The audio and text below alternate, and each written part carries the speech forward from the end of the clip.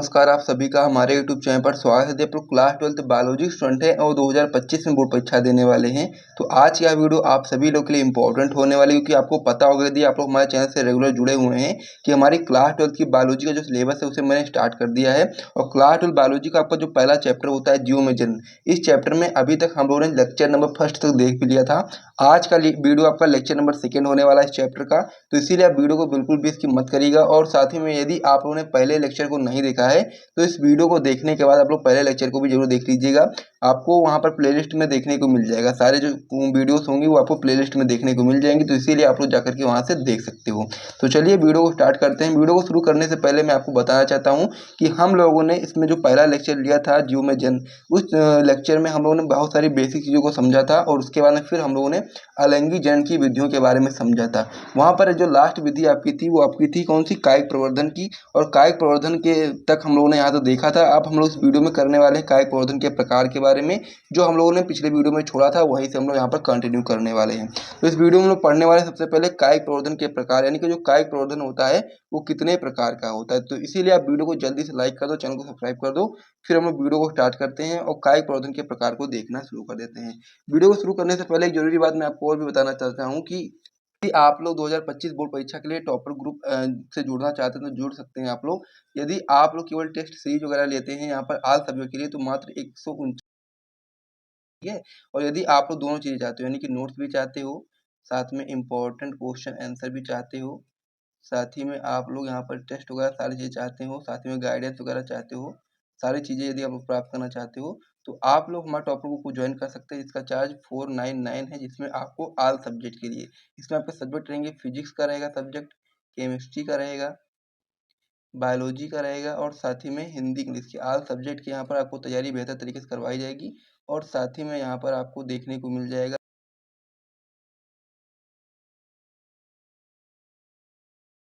देंगी पूरे साल भर, और बहुत सारी चीज़ें आपको इसमें अंतर्गत मिलने वाली हैं। तो प्राइस फिलहाल के लिए मात्र 499 रखा गया, जिसमें आपको क्लास 12th के लिए physics, chemistry, biology, Hindi, English के ऑल इम्पोर्टेंट नोट्स और साथ ही में जो भी चीज़ें इंपॉर्टेंट होती हैं बोर्ड परीक्षा के लिए वो सारी चीज़ें यहाँ पर देखने को मिल जाएंगी।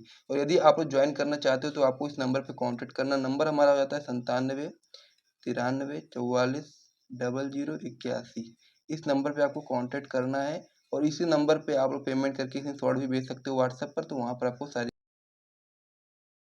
उसका चार्ज 199 है। यदि आप लोग केमिस्ट्री का लेना चाहते हो तो उसका चार्ज भी इतना ही है, बायोलॉजी के लिए भी इतना ही चार्ज है, हिंदी के लिए भी इतना ही चार्ज है और इंग्लिश के लिए भी इतना ही चार्ज है। और यदि आप लोग केवल गाइडेंस लेना चाहते हो तो उसका भी चार्ज इतना ही है। तो ये चीज़ आपको मान के चलना है। लेकिन अगर आप लोग सारी चीज़ों को एक साथ में लेना चाहते हो तो उसका चार्ज 499 है। तो इस वीडियो स्टार्ट करते हैं। तो अब हम लोग इसमें चैप्टर नंबर आपका जो फर्स्ट होता है जीव में जन्म, उसका जो हम लोग लेक्चर नंबर सेकंड देखने वाले थे, आइए हम लोग उसको देख लेते हैं। तो लेक्चर नंबर सेकंड में हम लोग फर्स्ट लेक्चर में हम लोगों ने कायिक प्रवर्धन तक समझ लिया था और कायिक प्रवर्धन के प्रकार के बारे में भी समझ लिया था। अब हम लोग यहाँ पर कायिक प्रवर्धन के जो दो प्रकार होते हैं, जिसमें आपका पहला होता है प्राकृतिक कायिक प्रवर्धन और दूसरा आपका होता है कृत्रिम कायिक प्रवर्धन। तो दोनों वाले हैं। तो वीडियो को शुरू करने से पहले एक बार मैं फिर से आपको कायिक प्रवर्धन के बारे में बता देता हूँ कि कायिक प्रवर्धन आखिर क्या होता है। तो आप लोग बताओगे कि जब किसी पौधे में जड़, तने, पत्ती के द्वारा नए पौधे को जन्म दिया जाता है तो हम लोग क्या बोलते हैं, कायिक या फिर वर्धी प्रवर्धन बोलते हैं। क्या होता है कि जब किसी पौधे को हम लोग जड़, तने या पत्ती के द्वारा पौधे को जन्म देते हैं तो उसे हम लोग कायिक या फिर वर्धी प्रवर्धन कहते हैं। और मात्र पौधे का वह भाग जो नए पौधे को बनाता है उसे हम लोग कायिक प्रवर्धन बोलते हैं। और जो जड़, तना, पत्ती कोई भी हो सकता है। तो चलिए अब हम लोग कायिक प्रवर्धन के प्रकार को देखना स्टार्ट करते हैं डिटेल में। पहला आपका होता है प्राकृतिक रूप से जो प्रवर्धन होता है उसे हम लोग प्राकृतिक कायिक प्रवर्धन बोलते हैं। और जो मनुष्य द्वारा कराया जाता है उसे हम लोग कृत्रिम कायिक प्रवर्धन बोलते हैं। तो सबसे पहले हम लोग समझते हैं कि प्राकृतिक कायिक प्रवर्धन क्या है, उसको आइए हम सबसे पहले समझ लेते हैं। उसके बाद फिर हम लोग कृत्रिम कायिक प्रवर्धन को समझेंगे, ठीक है।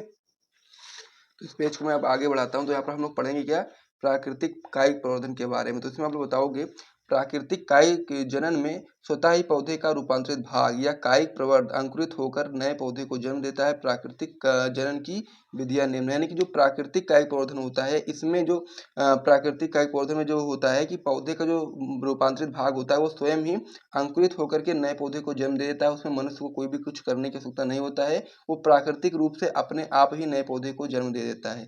तो उसको हम लोग प्राकृतिक कायिक जनन की विधियां बोलते हैं। और प्राकृतिक कायिक जनन की विधियां आपकी निम्न प्रकार की हो सकती हैं।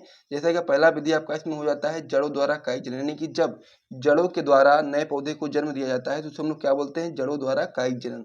तो क्या होता है जड़ों द्वारा कायिक जनन, ये आपका एक प्राकृतिक विधि है। तो उसमें आप बताएंगे कि जब कोई पौधा जड़ों द्वारा अपने समान नए पौधे को जन्म देता है तो उसे हम लोग जड़ों द्वारा होने वाला कायिक जनन बोलते हैं। और एग्जाम्पल में आप बता सकते हो परवल, शकरकंद, शतावर पौधे में क्या होता है, जड़ों द्वारा कायिक जनन होता है। तो इसीलिए आप लोग इसे याद कर सकते हैं कि जड़ों द्वारा कायिक जनन किसमें पाया जाता है। तो आप बता सकते हैं परवल में पाया जाता है, शकरकंद, शतावर पौधे में आदि में जड़ों द्वारा कायिक जनन होता है। यानी कि उसमें क्या होता है कि जो पौधा होता है वो जड़ों के द्वारा अपने समान नए पौधे को जन्म देता है। तो हम लोग क्या बोलते हैं, जड़ों द्वारा होने वाला कायिक जनन बोलते हैं। तो इस प्रकार से प्राकृतिक कायिक प्रवर्धन में पहला प्रकार आपका हो गया है। दूसरा प्रकार आपका इसमें होता है पत्ती द्वारा होने वाला कायिक जनन। तो इसमें आप लोग बताएंगे कि जब किसी पौधे में पत्ती के द्वारा अपने समान नए पौधे को उत्पन्न किया जाता है तो उसे हम क्या बोलते हैं, उसे हम लोग बोलते हैं पत्ती द्वारा होने वाला कायिक जनन। यानी कि बहुत ही सिंपल सा इसका परिभाषा है। पहले हम लोगों ने क्या किया था, जड़ों द्वारा होने वाला कायिक जनन में मैंने आपको बताया कि जब कोई पौधा जड़ों के द्वारा अपने समान नए पौधे को जन्म देता है तो हम लोग क्या बोलते हैं, जड़ों द्वारा होने वाला कायिक जनन बोलते हैं। वहीं पर जब पत्ती की बात आ रही है तो पत्ती में आप लोग बताओगे कि पत्ती द्वारा होने वाला कायिक जनन जो होता है या पौधे में आदि में क्या होता है, पत्ती द्वारा होने वाला कायिक जनन होता है। तो इस प्रकार से प्राकृतिक कायिक प्रवर्धन में दो प्रकार आप लोगों ने समझ लिए हैं। अब इसमें हम लोग तीसरा प्रकार समझ लेंगे, फिर आपका प्राकृतिक कायिक प्रवर्धन जो होगा पूर्ण से कंप्लीट हो जाएगा। तो इतना आप लोग एक बार याद कर लीजिए, फिर हम लोग इसे नोट भी कर लीजिए यहाँ पर इस प्रकार से सारी चीज़ों को। उसके बाद में फिर हम लोग अगले पेज पे बढ़ेंगे और वहाँ पर हम लोग प्राकृतिक कायिक प्रवर्धन का जो एक प्रकार बचा हुआ है उसको भी हम लोग यहाँ पर देखने वाले हैं। तीसरा प्रकार आपका इसमें होता है तनों द्वारा होने वाला कायिक जनन। तो इसमें क्या होता है कि जब किसी पौधे में तने के द्वारा अपने समान नए पौधे को उत्पन्न किया जाता है तो हम क्या बोलते हैं, तने द्वारा होने वाला कायिक जनन बोलते हैं। एग्जाम्पल में आप बताते हो अदरक, हल्दी, आलू आदि में क्या होता है, तनों के द्वारा नए पौधे को जन्म दिया जाता है। तो इसलिए आप बोल सकते हैं कि आपका तनों द्वारा होने वाला कायिक जनन होता है अदरक में, हल्दी में, आलू में। तो इस प्रकार से इसे भी आप लोग याद कर लीजिए। तो इस प्रकार से जो आपका प्राकृतिक कायिक प्रवर्धन था पूर्ण से कंप्लीट हो गया है। इसमें आपके 3 भाग थे, तीनों भागों को मैंने समझा दिया। बोर्ड के लिए जितनी भी चीज़ें इंपॉर्टेंट है सारी मैं आपको यहाँ पर बता रहा हूँ। तो ये प्राकृतिक कायिक प्रवर्धन में 3 प्रकार आपको समझने थे। तो इन प्रकार मैंने आपको बहुत ही अच्छे तरीके से ईजी वे में समझा दिया। इसे आप लोग याद कर लीजिए और अपनी कॉपी में नोट कर लीजिए। फिर हम लोग इसमें कृत्रिम कायिक जनन के बारे में समझते हैं। और साथ ही में यदि आपको वीडियो पसंद आ रहा है तो इस चैनल को सब्सक्राइब कर दीजिए, साथ में वीडियो को लाइक कर दीजिए। चैनल हमारा हो जाता है ड्रीमलाइट एजुकेशन, तो इसे आप लोग जल्दी से सब्सक्राइब कर दो, ठीक है।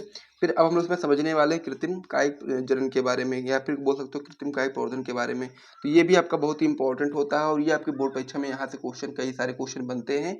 तो इसीलिए आपको इसको अच्छे तरीके से समझना पड़ेगा इस चैप्टर से। ये टॉपिक बहुत ही इंपॉर्टेंट होता है कृत्रिम कायिक जनन के बारे में। चलो देखते हैं कृत्रिम कायिक जनन या फिर कृत्रिम कायिक प्रवर्धन क्या होता है, ये देखते हैं। तो इसमें होता ये है कि पौधे में कायिक जनन मनुष्यों द्वारा विभिन्न तरीकों से कराया जाता है। अतः इस प्रकार से कायिक जनन जो मनुष्यों द्वारा कराया जाता है उसे हम लोग कृत्रिम कायिक जनन बोलते हैं। यानी कहने का मतलब ये है कि पौधों में जब अपने आप ही नए संतान उत्पन्न हो जाती है, नए पौधा उत्पन्न हो जाता है, तो वो आपका प्राकृतिक कायिक प्रवर्धन होता है। और लेकिन जब पौधों में कायिक जनन मनुष्यों के द्वारा कराया जाता है विभिन्न तरीकों से, तो अगर मनुष्य करवा रहे हैं तो वो आपको समझ के चलना है कि वो आपका कृत्रिम कायिक जनन ही होगा, क्योंकि मनुष्यों के द्वारा विभिन्न तरीकों से नए पौधे को जन्म दिया जाता है। तो उसे हम लोग क्या बोलते हैं, कृत्रिम कायिक जनन बोलते हैं। अब कृत्रिम कायिक जनन की विधियां बहुत ही सारी हैं, लेकिन 3-4 विधि हम लोग इसमें बताएंगे, 4 विधि आपको, जो कि आपके बोर्ड परीक्षा के लिए बहुत ही ज़्यादा इंपॉर्टेंट होने वाली है। पहली विधि आपकी होती है कलम लगाना, बहुत ही इंपॉर्टेंट है, आपके बोर्ड परीक्षा में आ सकती है कि कृत्रिम कायिक जनन की विधियां बताइए। तो उसमें कलम लगाना भी आ सकती है, और भी विधियां हैं जो हम लोग आगे पढ़ेंगे वो सारी भी इसमें आ सकती है। इसीलिए सबसे पहले आप लोग कलम लगाना का हेडिंग लगा दीजिए, फिर हम लोग इसमें आगे बढ़ते हैं और कलम लगाना जो होता है उसको हम लोग डिटेल में समझते हैं। तो इसमें हम लोग क्या करने वाले हैं आइए देखते हैं। इसमें आप लोग बताओगे कि इस प्रक्रिया में पौधे की छोटी छोटी टहनियों को काट लिया जाता है, परंतु इस बात का ध्यान रखना होता है कि इन कटी हुई टहनियों पर कच्छस्य कलिका होना अनिवार्य। यानी कि इस प्रक्रिया में हम लोग क्या करते हैं, कोई भी इस प्रकार से मान लीजिए पौधा रहते हैं तो इसको हम लोग क्या करते हैं, छोटी छोटी टहनियों में काट देते हैं। जैसे कि मान लीजिए हम लोगों ने इस पौधे को बीच से काट लिया है, लेकिन हम लोग को इस बात का ध्यान रखना होता है इसमें कि इसमें जो टहनियाँ होती हैं, टहनियों पर जो कच्छस्य कलिका होती है इस प्रकार से, इसका होना अनिवार्य है, क्योंकि कच्छस्य कलिका से ही नए पौधे का निर्माण होता है। ये चीज़ आपको मान के चलना है, आपका जैसे मान लीजिए कच्छस कलिका है, तो इससे ही नए पौधे का निर्माण होगा। इसीलिए जब हम लोग पौधों को 2 भागों में काटते हैं या फिर कह सकते हैं कि टहनियों में काटते हैं, तो हमको यह चीज़ ध्यान रखना होता है कि उसमें कच्छस कलिका का होना अनिवार्य होना चाहिए। अगर कच्छस कलिका नहीं होगी तो फिर नए पौधे का निर्माण भी नहीं होगा। तो इसीलिए हम लोग इस प्रकार से काटते हैं कि प्रत्येक टहनी में क्या होगा, कच्छस कलिका होगी। तो इसीलिए आप लोग जान के चलेंगे कि कच्छस कलिका से ही नए पौधे का निर्माण होता है। और जो टहनी हम लोग काटते हैं उस टहनी को हम लोग क्या बोलते हैं, कलम बोलते हैं। तो ये आप लोग बता सकते हैं कि यह टहनी ही आपकी कलम कहलाती है। और इन कटे हुए टहनियों को मृदा में आधा रोप दिया जाता है, जिससे कुछ समय पश्चात नया पौधा विकसित होता है। और कलम लगाने की प्रक्रिया कई पौधों में अपनाई जाती है, जैसे कि गुलाब, अंगूर, नींबू आदि। तो ये बहुत ही सिंपल सा आपको मैंने अच्छे तरीके से बताया है, बहुत ही ईजी वे में मैंने लिखा भी है, तो इसे आप लोग बहुत ही आसानी से समझ भी सकते हो। कैसे समझ सकते हो आइए देखते हैं। तो मैंने आपको क्या बताया कि जो कलम लगाना होता है, इस प्रक्रिया में हम लोग क्या करते हैं, पौधे की छोटी छोटी टहनियों को काट लेते हैं। परंतु इस बात का हम लोग ध्यान रखते हैं टहनियों को काटते समय कि इन कटी हुई टहनियों पर कच्छस कलिका का होना अनिवार्य है। अब कच्छस कलिका का होना इसलिए अनिवार्य है क्योंकि कच्छस कलिका से ही नए पौधे का निर्माण होता है। और ये जो कटी हुई टहनियां होती है इसको हम लोग क्या बोलते हैं, कलम बोलते हैं। और इन कलम को हम लोग क्या करते हैं, मृदा में आधा रोप देते हैं, जिससे कुछ समय के पश्चात नया पौधा विकसित होने लगता है। और कलम लगाने की जो प्रक्रिया होती है वो कई सारे पौधों में अपनाई जाती है, जिसमें आपका एग्जाम्पल में बता सकते हो गुलाब, अंगूर, नींबू आदि में कलम लगाने की प्रक्रिया अपनाई जाती है। तो इस प्रकार से जो कलम होता है उसे आप लोगों ने अच्छे से समझ लिया। यहाँ पर यदि कोई भी डाउट होता है तो आप लोग कमेंट करके बता सकते हो। जैसे कि हम लोगों ने सबसे पहले पौधे को लिया, फिर हम लोगों ने उसको बीच से काट लिया, लेकिन यहाँ पर हम लोगों ने ध्यान दिया कि यहाँ पर कच्छस कलिका का होना अनिवार्य होना चाहिए। तो ये हम लोगों ने यहाँ पर ध्यान दिया। फिर इसी चीज़ को हम लोग ला करके यहाँ पर मिट्टी में आधा रोप दिया, और फिर कुछ समय के पश्चात ये जो टहनी थी ये अपने आप विकसित होकर के नए पौधे के रूप में विकसित हो गई। तो इसे हम लोग क्या बोलते हैं, कलम लगाना बोलते हैं। और एग्जाम्पल गुलाब, अंगूर, नींबू आदि में कलम लगाने की प्रक्रिया का उपयोग किया जाता है। इस प्रकार से कलम लगाना कंप्लीट हो गया। इसे आप लोग याद कर लीजिए, नोट कर लीजिए। फिर हम लोग अगले पेज पर बढ़ते हैं। तो कृत्रिम कायजनन की जो पहली विधि थी उसे आप लोगों ने समझ लिया है। अब हम इसमें दूसरी विधि को समझने वाले हैं। तो दूसरी विधि कौन सी होने वाली है, आइए इसको देख लेते हैं। तो दूसरी विधि आपकी इसमें होने वाली दाब लगाना। तो दाब लगाना किस प्रकार से होता है ये उसको भी समझ लेते हैं हम लोग यहाँ पर। तो दाब लगाना में आप लोग बताओगे कि इस क्रिया में मात्र पौधे के तने की शाखा को मृदा में इस प्रकार रोप दिया जाता है। यानी कि इस प्रक्रिया में हम लोग क्या करते हैं कि जो मात्र पौधा होता है उसके तने की शाखा को हम लोग मृदा में इस प्रकार से रोप देते हैं कि अग्र भाग वायु में होता है और दबे हुए भाग से कुछ समय पश्चात जड़ें निकलती हैं। और इस तने या भाग को हम लोग मात्र पौधे से अलग कर देते हैं, और इससे क्या होता है, स्वतंत्र पौधे के रूप में विकसित होने के लिए छोड़ दिया जाता है। और यह प्रक्रिया आपकी अंगूर, स्ट्रॉबेरी जैसे पौधों में अपनाई जाती है। तो यहाँ पर आप लोग ध्यान देंगे, हम लोग क्या करते हैं दाब लगाना में, तो इसमें हम लोग क्या करते हैं, इस क्रिया में मात्र पौधे के तने की शाखा को, जैसे मान लीजिए क्या है, इस प्रक्रिया में मान लीजिए आपका कोई मात्र पौधा है, तो उसका जो तना है, उसकी जो शाखा इस प्रकार से मान लीजिए शाखा है, तो इसको हम लोग ले जाकर के मिट्टी में इस प्रकार से दबा देते हैं। ठीक है, मिट्टी में क्या करते हैं, हम उसको दबा देते हैं, जिससे क्या होता है, इसका जो अग्रभाग होता है ये आपका वायु में निकला हुआ होता है, और जो उसका नीचे का भाग होता है उसे हम लोग मिट्टी में दबा देते हैं। फिर क्या होता है, कुछ समय के पश्चात दबे हुए भाग से कुछ समय के बाद जड़ें निकलने लगती है। यानी कि जो आपका यहाँ पर जब भाग उन्होंने दबाया है इस प्रकार से रस्सी से बांध के किसी प्रकार से मैंने इसको मिट्टी में दबा दिया है, तो यहाँ से कुछ समय के पश्चात जड़ें निकलना स्टार्ट हो जाएंगी। और इस तने या फिर भाग को हम लोग क्या बोल देंगे, इसको हम लोग क्या करेंगे, बाद में इसको हम लोग यहाँ से काट करके अलग कर देंगे, काट करके अलग कर देंगे, तो यह आपका एक नया पौधा विकसित हो जाएगा। तो इसी प्रक्रिया को हम लोग क्या बोलते हैं, दाब लगाना बोलते हैं। और बहुत ही सिंपल सी ये प्रक्रिया होती है। इसमें हम लोग क्या करते हैं, कोई मान लीजिए इस प्रकार से पौधा है, तो उसके जो इस प्रकार से जो तना निकला हुआ है, ये इसको हम लोग मिट्टी में इस प्रकार से दबा देते हैं, और फिर कुछ समय के पश्चात यहाँ से जड़ें निकलना स्टार्ट हो जाती हैं। फिर हम लोग यहाँ से इसको काट करके इसको अलग कर देते हैं, तो ये आपका अलग पौधा बन जाता है, आपका अलग हो जाता है। फिर इसको इस प्रकार से इधर भी दबाया तो इसे भी हम लोग काट देंगे, ये आपका अलग बन जाता है। ठीक है, तो कुछ समय के पश्चात क्या होता है, ये अपने आप रूप में मतलब स्वतंत्र रूप से विकसित होने लगता है, और फिर हम लोग क्या करते हैं, इसको काट देते हैं, फिर आपका अलग अलग पौधे के रूप में हो जाता है। अब यह जो प्रक्रिया होती है, दाब लगाने की जो प्रक्रिया होती है, यह आपका अंगूर, स्ट्रॉबेरी जैसे पौधों में अपनाई जाती है। तो इस प्रकार से दाब लगाना भी आप लोग समझ लिया चित्र के माध्यम से। कोई भी डाउट होता है तो कमेंट बॉक्स में कमेंट करके जरूर बताइएगा। अब हम लोग से बढ़ते हैं अगले प्रकार की ओर, यानी कि जो आपका कृत्रिम कायजनन है उसमें जो आपका अगला प्रकार होता है उसकी ओर अब हम बढ़ते हैं। तीसरा प्रकार आपका इसमें दिया गया रोपण। तो रोपण क्या होता है, ये भी आपका इंपॉर्टेंट होता है। तो आइए इसको हम लोग समझ लेते हैं, रोपण किस प्रकार से होता है। तो इसमें हम लोग क्या करते हैं कि इस विधि द्वारा पौधे की उत्तम या फिर उच्च किस्म की विकसित की जा सकती है। यानी कि इस विधि के द्वारा हम लोग पौधों की उत्तम या फिर उच्च किस्म विकसित करते हैं। यानी कि रोपण विधि की सहायता से हम लोग पौधे की उच्च किस्म को विकसित करते हैं। इसमें एक ही जाति के अच्छे किस्म वाले पौधे के कलम को दूसरे सामान्य या निम्न किस्म वाले पौधे के स्कंद पर लगा दिया जाता है। यानी कि हम लोग क्या करते हैं, जो कलम होता है इस प्रकार से ये आपका उच्च किस्म वाले जाति का होता है। और जो आपका यहाँ पर स्कंद होता है, स्कंद जो आपका होता है वो निम्न कह सकते हैं किस्म की जाति का होता है। फिर हम लोग क्या करते हैं, दोनों को आपस में लगा देते हैं इस प्रकार से काट कर, फिर रस्सी से हम लोग बांध देते हैं इस प्रकार से। तो हम लोग यहाँ पर आगे इसी चीज़ को पढ़ने वाले हैं कि कलम जो होता है वो उच्च किस्म के पौधे की होता है, साथ ही में जो स्कंद होता है वो निम्न किस्म के पौधे का होता है। अब इन दोनों पौधों को हम लोग पट्टी से इस प्रकार से जोड़ देते हैं, यानी कि इन दोनों पौधों को बीच में रख करके और पट्टी से इस प्रकार से जोड़ दिया जाता है कि दोनों एक ही पौधे के रूप में विकसित होते हैं। अब इस प्रक्रिया को रोपण कहते हैं। लगभग 4 से 5 सप्ताह के बाद उस जोड़ वाले स्थान से पट्टी को हटा देते हैं, यानी कि जो आपका जोड़ वाला स्थान होता है यहाँ से हम लोग पट्टी को इस प्रकार से हटा देते हैं और इस प्रकार से प्राप्त पौधे जिसकी जड़ें तो स्कंद की होंगी, परंतु उसका जो मुख्य तना जो होगा, आपका फल होगा, फूल होगा आदि जो होगा वो उच्च किस्म वाले पौधे यानी कि कलम की होती हैं। यह विधि आपकी आम, नींबू, सेब आदि में अपनाई जाती है।